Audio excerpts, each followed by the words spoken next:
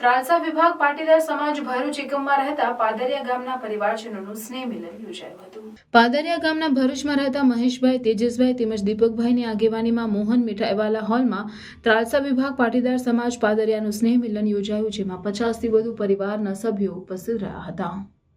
કે આપણે આજના જમાનામાં જે મોબાઈલ એવું સમજીએ છીએ કે દુનિયા આપણી મુઠ્ઠીમાં હોય છે, પણ મોબાઈલ કરતા પણ હું તમને એક રિક્વેસ્ટ કરીશ કે તમામ એક છાપું ન્યૂઝપેપર પોતાના ઘરે વસાવ્યો ખાલી 5 રૂપિયાનું આવે છે, પણ એને વાંચવાથી આપણને જે જાણકારી અને નોલેજમાં જે વધારો થશે એ નોલેજનો વધારો આપણો સાચો હશે અને આપણના મગજને વિકસિત કરતો હશે।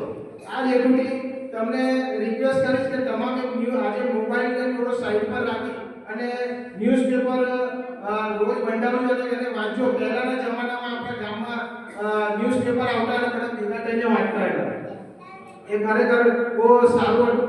આજના જમાનામાં મોબાઈલની દુનિયાની અંદર આ ન્યૂઝપેપર ખોવાઈ ગયું છે, પણ ખરેખર આપણે ન્યૂઝપેપરને અપનાવવું જોઈએ।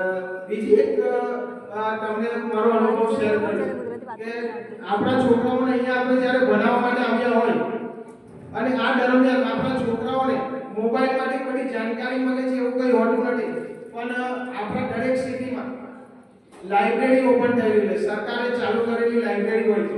આ લાઇબ્રેરીમાં 200 કે 250 રૂપિયાના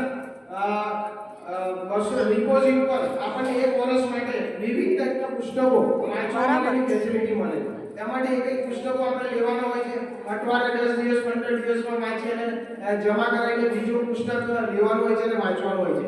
આપણા છોકરાઓને ખાસ મોબાઈલની જગ્યાએ આ પુસ્તક વાંચવાનો એક ખાસ આદત પાડો, જેથી કરીને એમના જનરલ નોલેજમાં જે વિકાસ આવશે એ વિકાસ એમને ભણતરમાં અને આગલા જીવનમાં ખૂબ જ કામ લાગશે।